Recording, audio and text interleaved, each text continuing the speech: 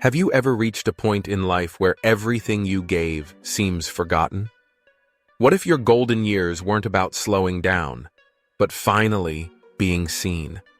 And what if, at the moment the world stops looking, you finally start seeing yourself clearly?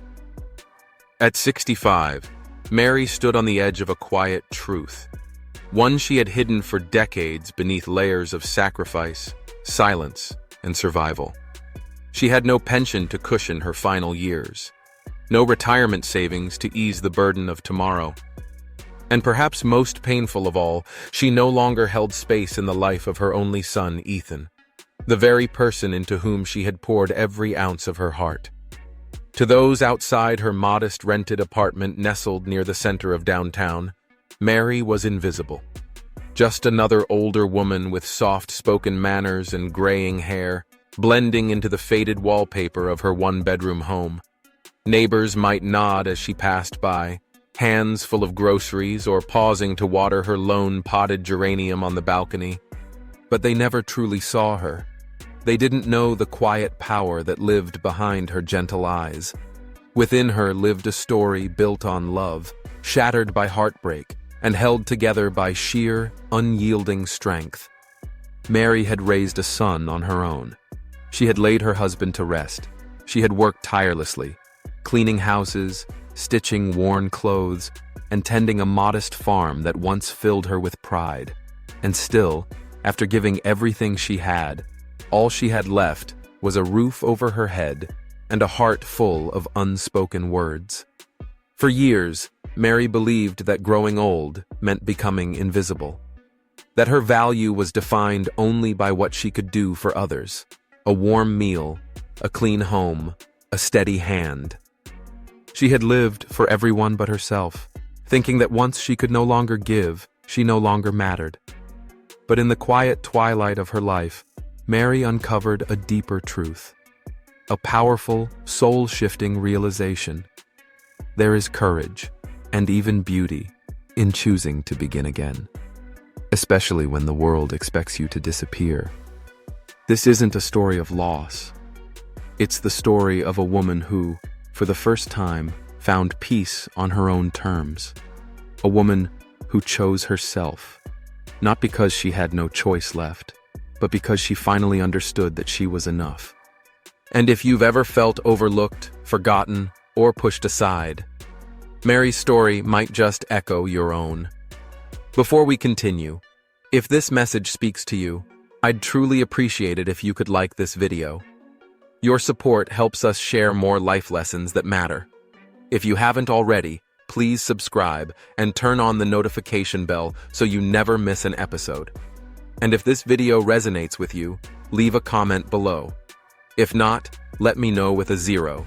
Your honest feedback helps me create better videos for you. Let's begin.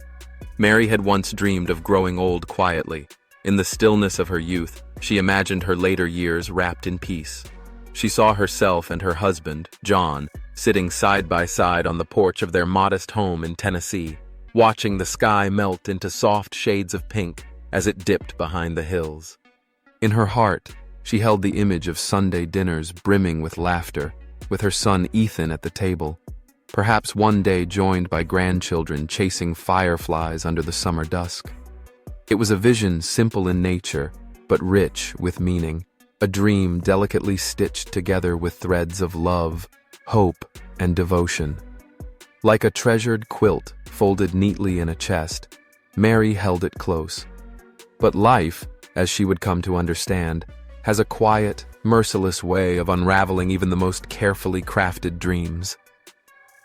The day John died was strangely cold for April.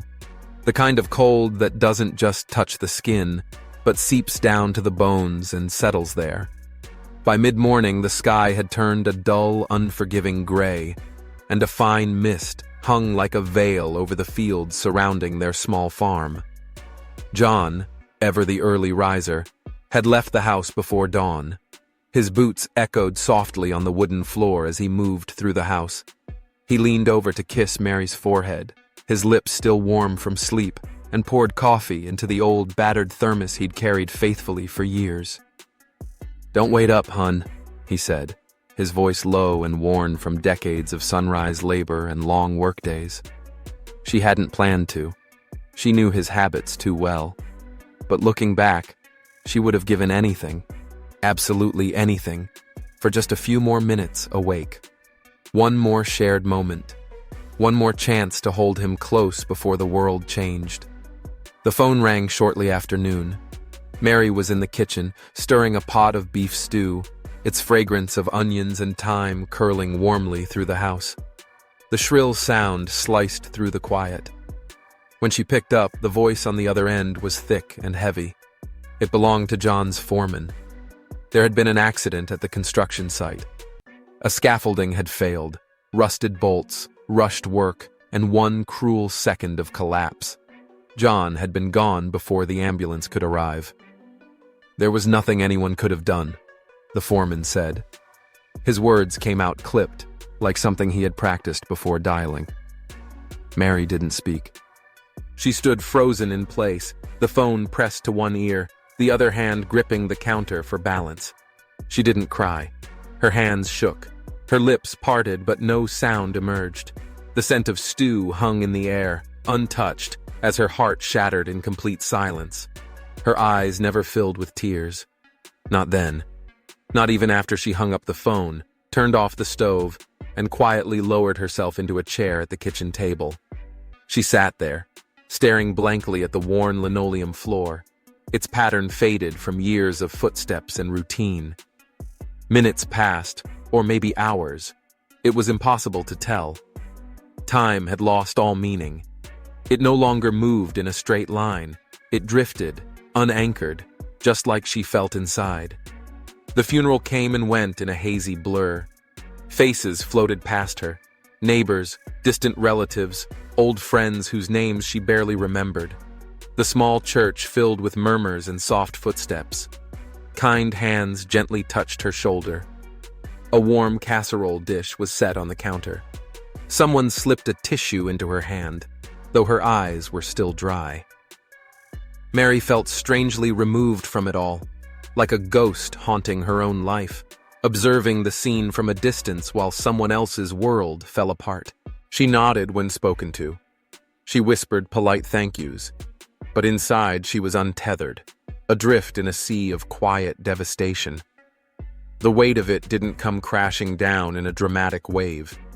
It was slower, heavier, like sinking inch by inch into a life that no longer felt like her own. Then, just a week after the funeral, a man from the construction company showed up at her door. He was middle-aged, slightly balding, with a nervous twitch that made him keep adjusting his tie as if it might hide his discomfort. He couldn't quite meet her eyes as he handed her a check. "We didn't have proper insurance," he confessed, almost apologetically. "We're barely staying afloat. This is the best we can offer. 40,000. His voice trailed off, the figure hanging between them like something fragile. He added, almost as an afterthought, "You can take us to court if you want," though the defeat in his tone made it clear there would be nothing more. Mary took the check in silence. Her hands, calloused and cracked from years of hard work, feeding chickens, tending gardens, scrubbing floors, trembled as they clutched the paper. The number blurred through her vision. $40,000. Was that all? A price tag on a life built together, on the man who had been her home, her heart, her everything? It felt cold, like a transaction, like the world had put a dollar amount on her grief. Still, she folded the check gently and placed it in the back of a drawer in her bedroom beside John's wallet, his wire-rimmed glasses, and the old wristwatch he had worn every single day for over 2 decades, its face scratched, but still ticking quietly, defiantly. She didn't tell a soul, not even Ethan. Some truths were too sharp to speak aloud, some finalities too bitter to name. Her husband's entire life, their future, reduced to a slip of paper worth less than a new car. Without John's income, the world around her began to shrink. The small farmhouse, once cozy and filled with purpose, began to feel heavy. its walls colder, its corners darker. Heating oil bills stacked up, grocery costs tightened around her like a belt, property taxes loomed. Everything she once managed with quiet grace now felt like a mountain too steep to climb. So she made quiet sacrifices. First it was meat, then butter. Eventually, she bought only what was absolutely necessary. She stretched every penny until it screamed, mending neighbors' clothes for a few dollars here and there just to stay afloat.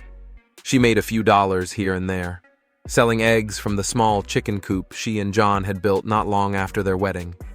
It had once been just a modest hobby, but now it became one of her few sources of income. Every egg, every dozen sold at the local market, felt like another brick laid on the path of survival. Ethan, only 17 at the time, and already as tall and lean as his father had been, tried to help in any way he could. He mowed lawns for neighbors, tossed newspapers before dawn, and even brought up the unthinkable, quitting school. "I can work at the mill," he said one evening as they sat across from each other, sharing a simple dinner of boiled potatoes and green beans. The words hung in the space between them, heavy and sincere. "They're hiring, and I can make enough to help." But Mary refused to let him give up his future for their present struggles.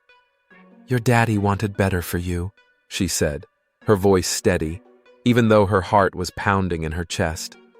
The idea of letting him abandon his dreams filled her with quiet dread, but love pushed the fear aside. "You'll get there." Still, deep inside, she was scared. Scared of more than just bills and unpaid notices. She feared becoming invisible, fading from the world without her story being known, like dust swept away by the wind. Ethan's eventual departure marked a turning point. He had always been a boy full of restlessness, with dreams that stretched far beyond the quiet Tennessee hills. He wasn't a straight-A student, but he was resourceful, quick with his hands, and determined to build a life bigger than the one he'd inherited. After graduating high school, reality hit hard. His grades weren't enough for scholarships, and college tuition was a mountain far too steep to climb with the money they had. For a year, he juggled odd jobs, some fulfilling, most frustrating, his patience thinning with each passing month. Then one morning, as they sat across from each other again, this time with toast and watered-down coffee, he looked up and said, "I want to go to Chicago." His voice was calm, almost too calm. "There's work there, real jobs, mechanic stuff. I can make something for myself. I can't stay here forever." His words were steady, but his eyes searched hers like a boy asking permission, hoping for a blessing he wasn't sure he'd get. Mary's heart clenched. Chicago felt like another planet, gray, distant, loud, nothing like the quiet rhythm of their farm. But in his gaze, she saw the same spark John once carried when he dreamed aloud about their future. And how could she say no to that? She nodded slowly, fighting the lump in her throat. "You go," she whispered, "but you call me every Sunday. You hear me?" A grin lit up his face as he threw his arms around her. "I promise, Mom." Before he left, Mary pulled him aside and pressed a thick envelope into his hands. Inside was $1,000 in cash. Money she had saved in silence, dollar by skipping her own meals, mending double the clothes, and selling everything she could spare. She handed Ethan the last of her grandmother's silverware, carefully wrapped and tucked into a pouch. "For emergencies," she said, her voice calm, though her heart was pounding so loudly she was certain he could hear it. "Don't touch it unless you have no other choice." Ethan embraced her again, his cheek warm against hers, and whispered, "I'll make you proud, Mom." And she believed him. She had to. In the beginning, he kept his promise like clockwork. Every Sunday, without fail, the phone would ring, and the sound of his voice would pour through the quiet of her kitchen, like sunlight through a cloudy sky. He spoke of Chicago, the endless movement, the pulse of city life.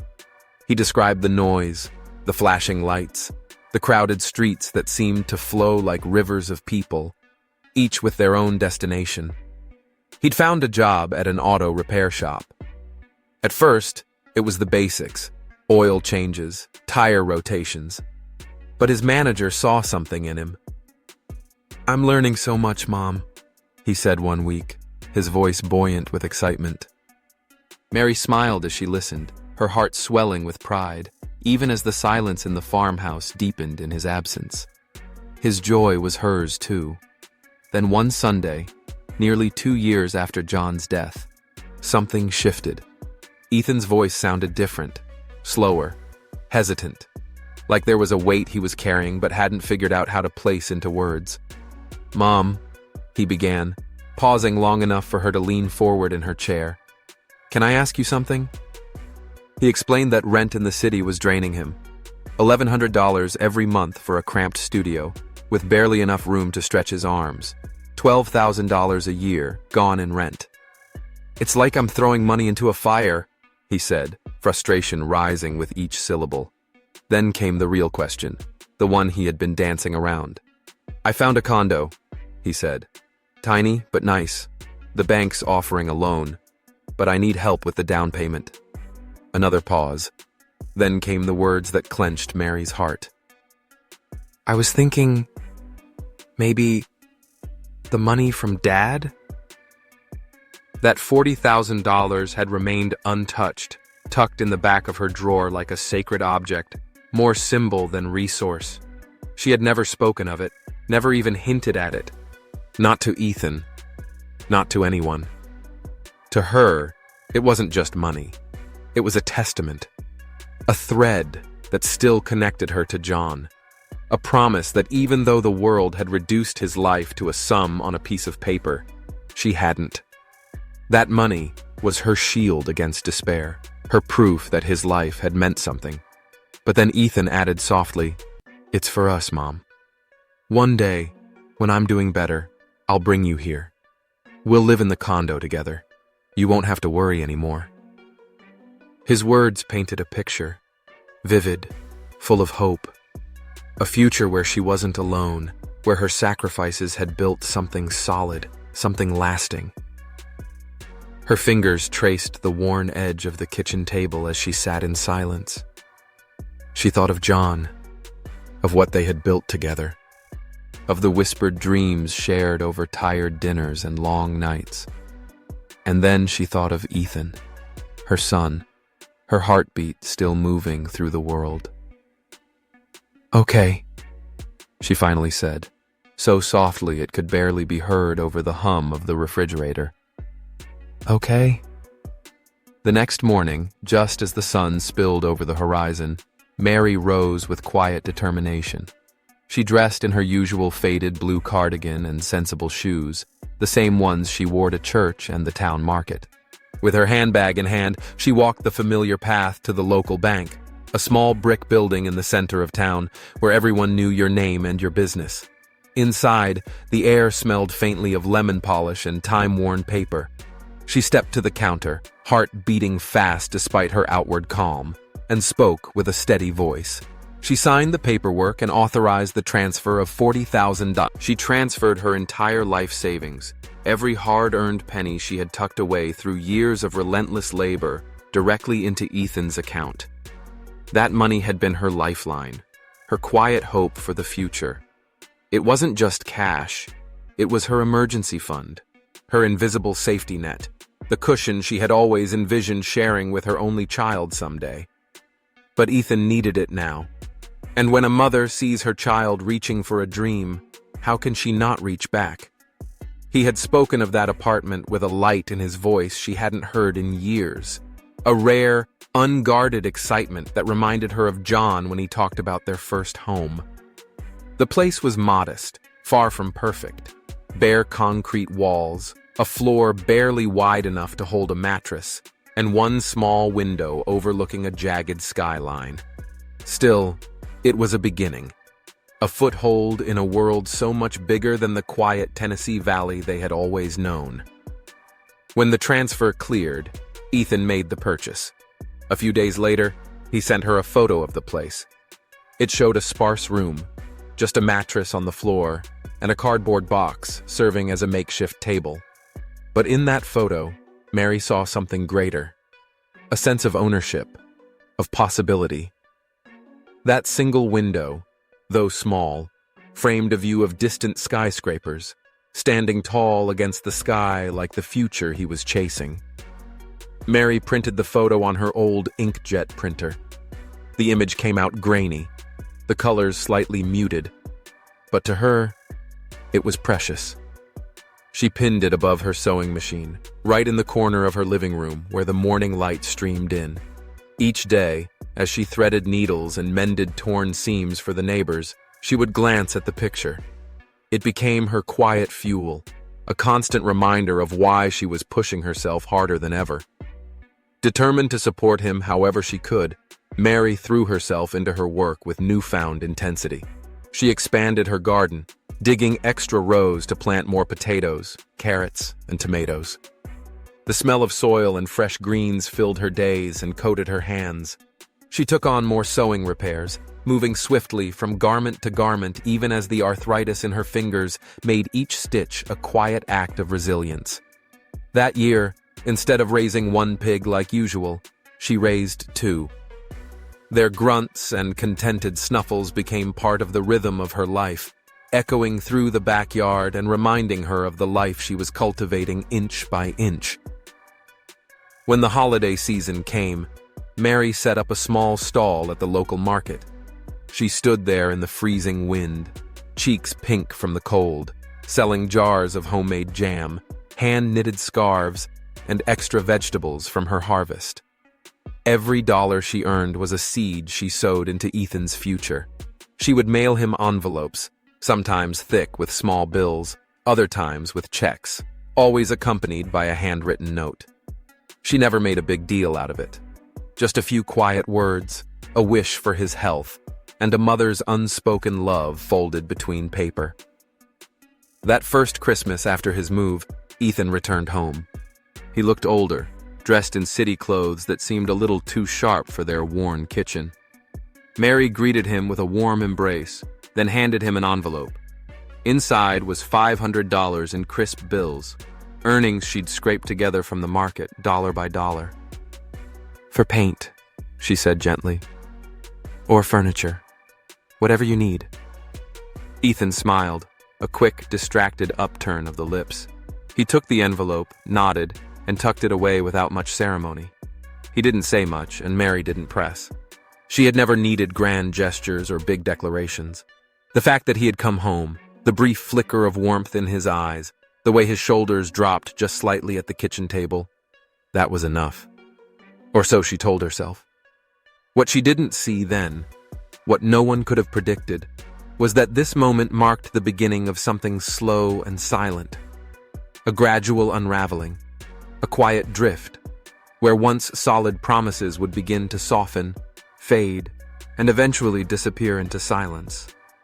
The silence grew heavier, an absence where her unconditional love began to feel invisible, where her presence was slowly taken for granted.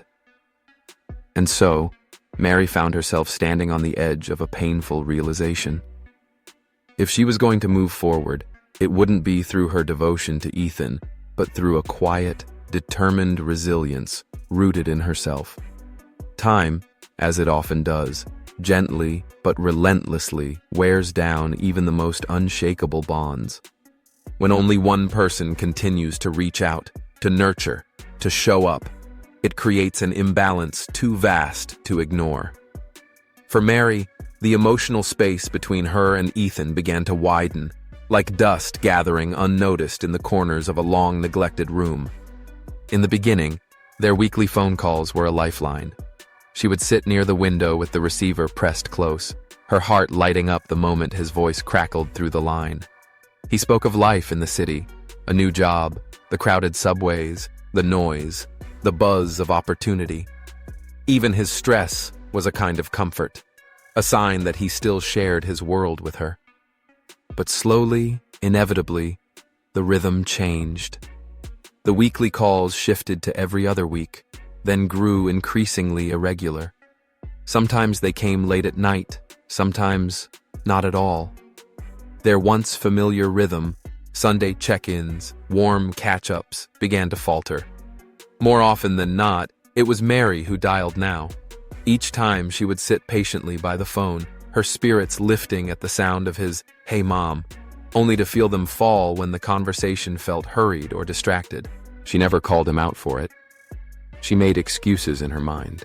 He must be swamped with work, or tangled in the pressures of rent, bills, and the exhausting pace of city life. But deep inside, she recognized the shift. The silence between them no longer felt like a pause. It felt like something was unraveling. Still, Mary held on. She continued sending small care packages to his apartment. Jars of her strawberry jam, lovingly sealed.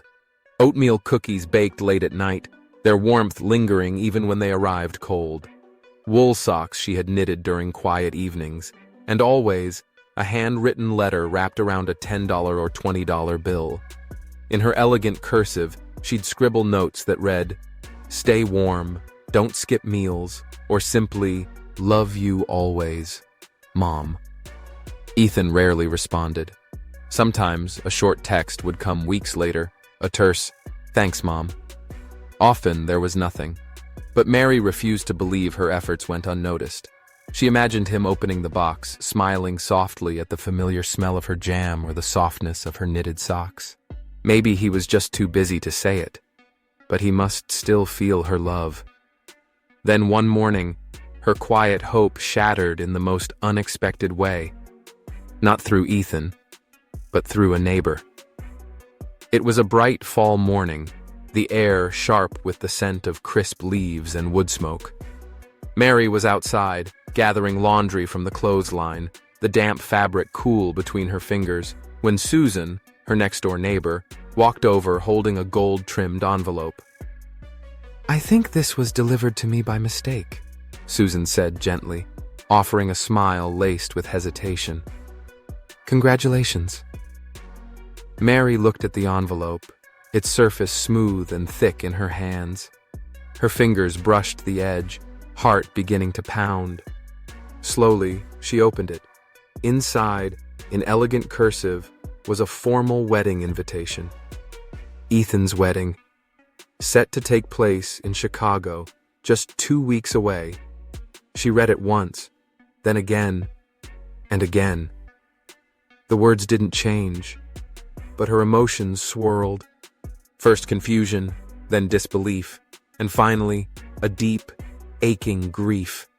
No phone call, no text, no mention, not even a passing hint. The news had arrived not from her son, but from a wrongly delivered envelope in a neighbor's hand. He was getting married, and she hadn't been told. For 3 days, Mary carried the weight of that silence like a stone in her chest. She said nothing to anyone. Quietly, she folded the invitation and placed it next to the framed photograph of Ethan on her nightstand. It was a photo from his high school graduation, his smile wide, his eyes bright, and his face filled with the boundless hope of youth. That boy in the picture, the one she had cheered for from the sidelines, seemed a lifetime away. At night, she lay in bed staring up at the ceiling, questions circling endlessly in her mind like moths drawn to light. Was I not meant to know? Did he think I wouldn't want to be there? Or worse, did he think I shouldn't be? By the 4th day, something shifted inside her. A quiet resolve. She would not let this moment pass in silence. If her presence wasn't asked for, she would offer it anyway. She reached into the back of her closet and pulled out her best dress, a navy blue frock with a modest neckline and delicate lace trim. It had seen dozens of church weddings, community dinners, and Sunday services. It was humble, but it was hers. She booked the cheapest bus ticket she could find to Chicago, a grueling 12-hour journey with 2 transfers and long waits at cold terminals. The discomfort didn't matter. Mary would be there. She would show up. Not just for him, but for herself. The chapel was breathtaking. Modern, filled with clean architectural lines, and framed by soaring floor-to-ceiling windows. White roses lined the aisle, cascading in soft waves. The guests shimmered in pastel dresses and tailored suits, their smiles smooth and practiced, belonging to a world Mary had never been part of. She found her name written neatly on a place card at the reception, her seat positioned in the very back row, right by the exit. She sat there quietly, her hands folded in her lap, her navy dress feeling stark and out of place among the silk, the tulle, and the sparkle. No one approached.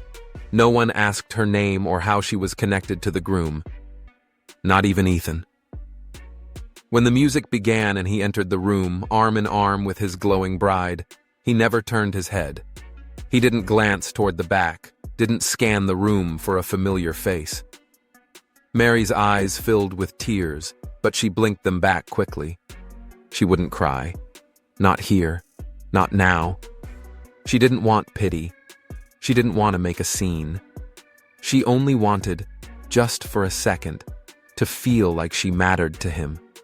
To feel, in some small way, like his mother again. But that moment never came. At the reception, she stood near the wall, watching from a distance as Ethan danced. He moved with ease, laughing, spinning his bride, clinking glasses with her family.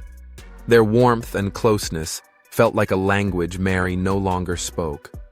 She raised a hand once, just a small wave, hoping to catch his attention. He didn't see it. No one called her over for photos. No one offered her a seat at the head table. No one welcomed her into the celebration. She was invisible. A ghost standing at the edge of her son's new life. Before the dessert course was even served, she slipped out quietly into the cool Chicago night. The streets buzzed with life, but she felt only the hum of loneliness. In her modest motel room near the Greyhound station, she sat on the edge of the bed, her hands clasped so tightly, her knuckles ached.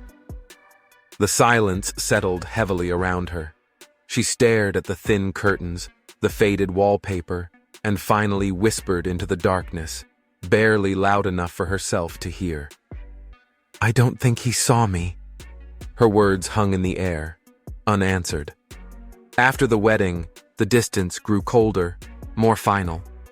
Ethan stopped calling altogether. Weeks stretched into months. Mary still sent her care packages, each one filled with cookies, knitted socks, handwritten notes, and a few crumpled bills. But the silence on the other end never broke. The packages filled with socks and small bills went unnoticed. Her voicemails remained unanswered. Birthday cards she mailed with careful handwriting never received a reply. Mary told herself he must be busy, starting a new chapter, settling into marriage, navigating adult life. But the reasons grew thinner with time. Deep inside, a quiet truth began to take root. She was slowly disappearing from his world. Then came the blow that shattered the last threads of hope. And once again, it didn't come from Ethan. It was a warm afternoon. Mary was crouched in the garden, her hands deep in the soil, weeding between rows of lettuce. Susan, her neighbor, strolled over with a breezy tone and a casual smile. "Ethan's a father now, isn't he? I heard his wife just had a baby girl." The words struck like a sudden gust of wind that knocks the air from your lungs. A granddaughter. Her first grandchild. And she hadn't been told. No phone call, no text, not even a blurry photo. Mary sat back slowly, her knees aching from the effort. She laid the trowel down carefully and thanked Susan with a calm voice that betrayed none of the chaos unraveling inside her. Then she walked into the house, each step heavier than the last. In the silence of her kitchen, with the old wallpaper faded and peeling, she reached for the phone. Her fingers trembled as she dialed Ethan's number. Her heart pounded. 1 ring, 2, 3, 4. Then a voice answered, but not his. It was his wife. The tone was cold, clipped. "Oh, it's you," she said, as if Mary's call were some minor inconvenience. Mary swallowed hard. "I just heard about the baby," she said, her voice straining to stay steady. "I didn't know." The response came swiftly, cutting through the line like ice.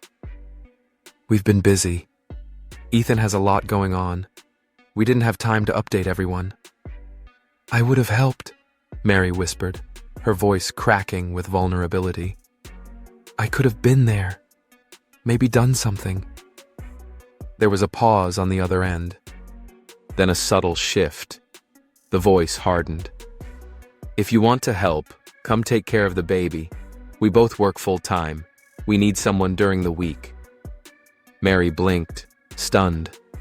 She thought of her aching back, her joints stiff from decades of hard labor. Lifting a baby wasn't something she could easily manage anymore. "I'm not sure I can," she said quietly. "It's hard for me now. My back." The reply came without hesitation, sharp, dismissive. "If you're too old to help, maybe you shouldn't expect anything from us. You want Ethan to take care of you? Then you need to be useful." Those words hit harder than silence ever could. They sliced through her like glass. Mary stood frozen in her kitchen, the phone still clutched in her hand, its weight suddenly unbearable. Her knuckles whitened around it, her breath coming in shallow waves. She said nothing more. She simply ended the call. And then she just stood there. The late afternoon sun filtered through the curtains in golden strips, casting long shadows across the worn linoleum floor. Outside, birds chirped as if nothing had changed. But something inside her had. This wasn't just pain anymore. It was clarity, cold, steady, and unflinching. For the first time, Mary saw her life without the comforting veil of hope or denial. She had given everything, her hard-earned savings, her time, her energy, her unwavering love, all of it poured unconditionally into her son.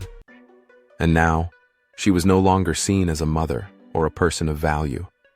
She was a burden, useful when needed, forgotten when not. She sat at the old kitchen table, the very one John had built with his calloused hands so many years ago. Its surface bore the marks of countless family meals, birthdays, holidays, and ordinary days filled with laughter and love. Now, it was just a scarred reminder of a life that felt like it belonged to someone else. Through the window, she gazed out at the quiet yard. The rows of vegetables she had planted with care, the fading blooms near the fence, the chicken coop with its rusty hinges. Everything outside was still, almost reverent, as if it, too, acknowledged the shift within her. And in that silence, something changed. Mary made a quiet but resolute decision. She would no longer plead for her son's affection. No more waiting by the phone for a call that might never come. No more packages sent with trembling hope. She had spent a lifetime serving others, her husband, her child, her community. But now, finally, she would choose herself. She started small. She stopped sending gifts. She stopped leaving voicemails that went unanswered. Instead, she began turning her attention inward, to the little joys she had long put aside. Her garden became a refuge. She ran her fingers through the soil, feeling its richness, watching the green shoots reach for the sun. She dusted off her old sewing machine and stitched with a newfound sense of purpose, no longer to mend for others, but to create for herself. She joined a book club at the town library, where she shyly shared her thoughts on stories she'd never allowed herself the time to read before. In the quiet of her evenings, she picked up a paintbrush for the first time in decades. Her canvases came alive with the colors of her garden, deep greens, gentle purples, and the golden warmth of a Tennessee summer. She didn't call Ethan to tell him. She didn't expect him to notice. These things weren't for him. They were for her. Slowly, with deliberate care, Mary began to build something new.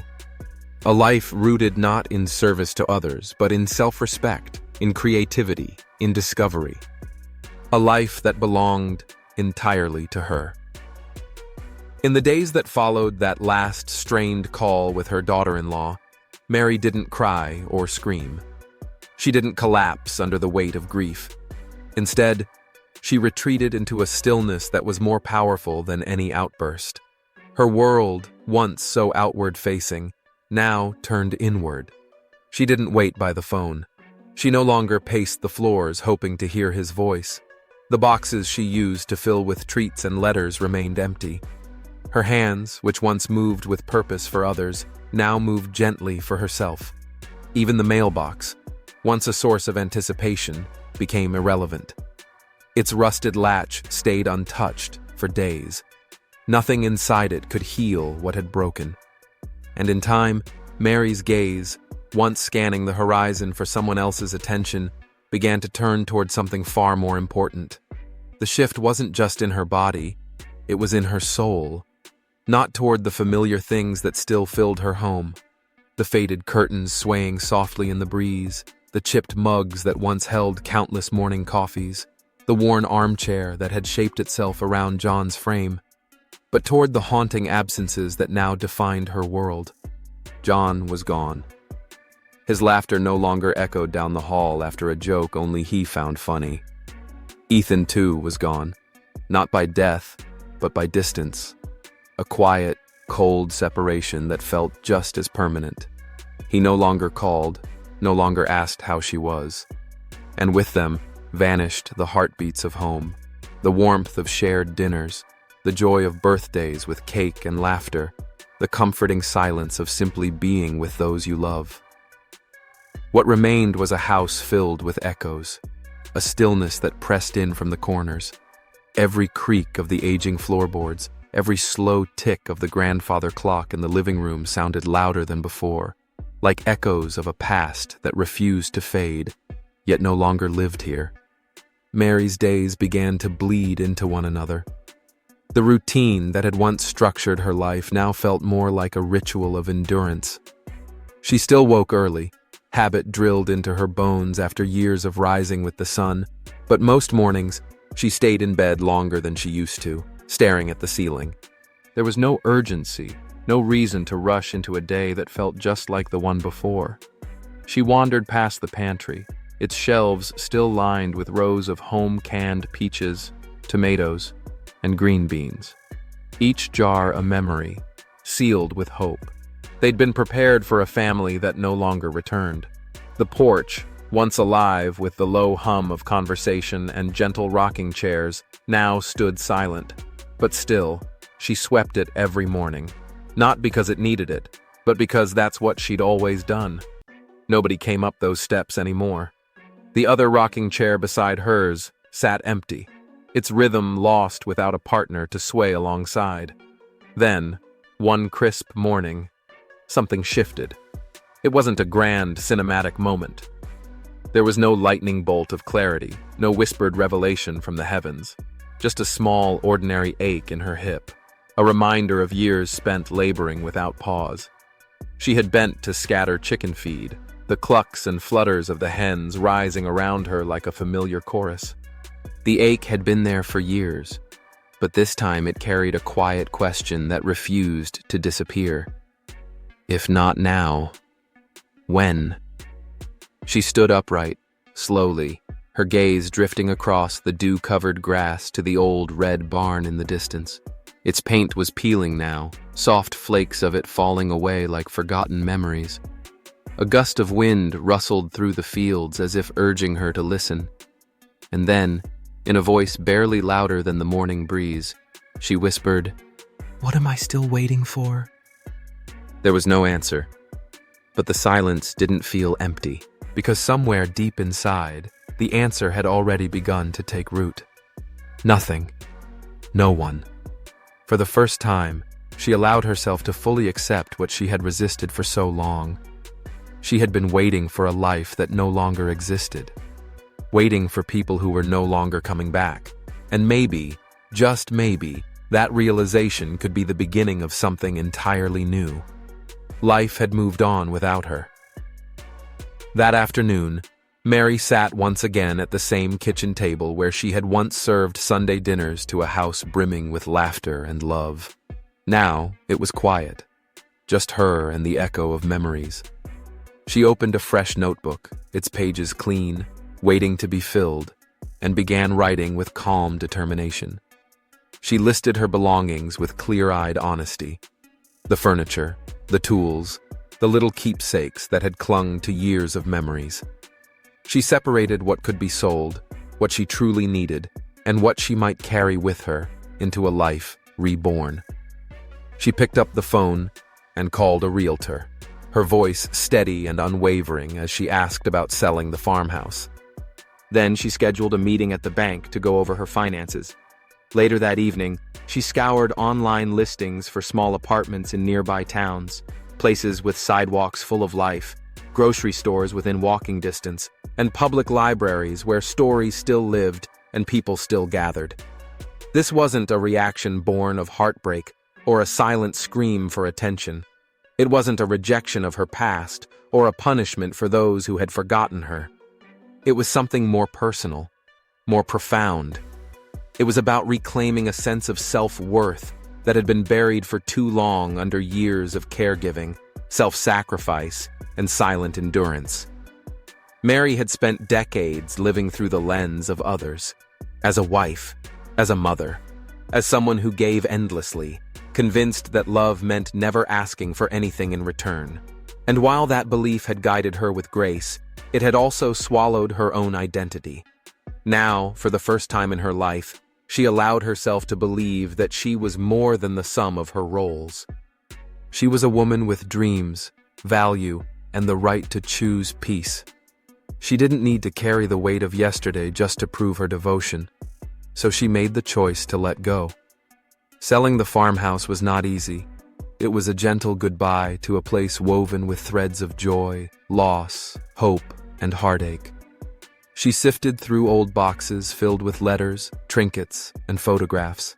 Some she saved, like John's favorite picture, wrapped carefully in a soft towel and packed with reverence. Others she released, clothing she no longer wore, the good china she'd reserved for special days that never quite arrived. With every item she gave away, it felt like she was peeling off layers of a life that no longer served her, freeing herself from its invisible grip. When moving day came, she packed the rest of her life into the back of a borrowed pickup truck. She didn't look back, not in sorrow, not in anger, but with a quiet resolve, a calm sense of release. She wasn't leaving out of despair. She was moving forward from a place of truth. Her new home was a modest one-bedroom apartment in a plain brick building just beyond the city's edge. The walls were thin, and the kitchen was barely large enough for two. But it offered something the old farmhouse hadn't in a long time: light. Soft, golden sunlight streamed through the windows each morning, casting gentle patterns on the hardwood floor. And the silence here was different. It didn't suffocate. It soothed. The neighbors, mostly retirees like herself, were kind in a quiet way. They nodded in the halls, held open doors, and shared warm, simple words about the weather or the scent of blooming flowers. It wasn't the bustling family Mary once imagined growing old with, but it was enough. It was more than enough to feel like she belonged again. Mary found something again, something quietly precious, without demanding more from life than she was now ready to give. She took a simple job at a nearby church. It wasn't glamorous, nor did it pay much, but it offered something her heart had been quietly craving: purpose. Each morning, before the congregation arrived, she swept the floors, dusted the pews, and polished the wooden banisters with care that felt almost sacred. The modest paycheck covered her basic needs: groceries, electricity, and now and then, a warm cup of coffee at the little diner across the street. But more than any bill it paid, the job restored a sense of usefulness that had long been missing. She rose before dawn each day, tying back her graying hair with quiet resolve, slipping into her comfortable shoes, and walking the short 2 blocks to the church. Tucked inside her coat pocket was a small radio that played soft oldies. melodies from another time that still stirred something in her. She hummed as she mopped, letting the rhythm guide her hands. And when the work was done, she'd sometimes sit quietly in the back pew, not to pray, not in the traditional sense, but simply to breathe, to exist in stillness, to feel the hush of the sanctuary settle gently around her shoulders. For the first time in many years, that simple act of breathing felt like enough. Her days began to settle into a calm rhythm. Tuesdays became grocery days. Thursdays were for laundry.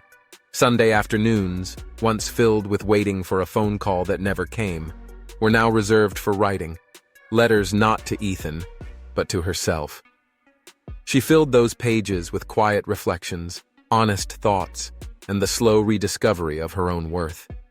She no longer sent care packages. She stopped dialing a number that led only to silence. Those routines, once sacred expressions of love, had become wounds. At first, their absence stung, like a limb that remembered its own removal. But in time, the stillness transformed. What had once been pain became strength. A quiet, defiant strength, born not from resentment, but from choosing herself. She began filling her life with small acts of beauty and intention. She planted herbs, basil, thyme, rosemary, in clay pots along her windowsill, their bright green leaves whispering of growth and life. A wind chime hung beside her front door, its soft tinkling a gentle nudge from the world outside. On Fridays, she bought herself a small bouquet from the corner store, a personal tradition, a simple reminder that she was worthy of receiving, not just giving. There were still moments, of course. The sight of a mother holding her child's hand could cause a tender ache in her chest, a quiet longing that never fully disappeared. Because true love, real, maternal love, never fades completely. But she had learned to let go of the chains that once bound her to sorrow. Her love had been real. Her effort had been enough. And now, it was her turn to live not for others, but for herself. One evening, as she sat alone in her modest apartment, a steaming cup of chamomile tea warming her hands, she looked out the window. The streetlights glowed through her sheer curtains, casting soft golden halos on the floor.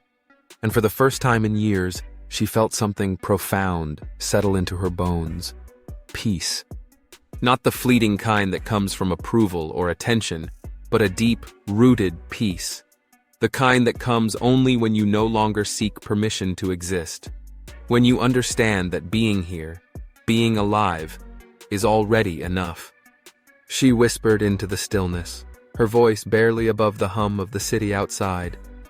I'm still here, and that's enough. And quietly, it was true. She had no pension to rely on, no nest egg tucked away for emergencies, and no child waiting in the wings to care for her in her twilight years. But what Mary did have, what she had always had, was herself. Her hands, though weathered by time, still moved with purpose. Her mind, sharp and steady, continued to seek understanding and make wise decisions. And her quiet dignity, tested through heartache and change, had never once faltered.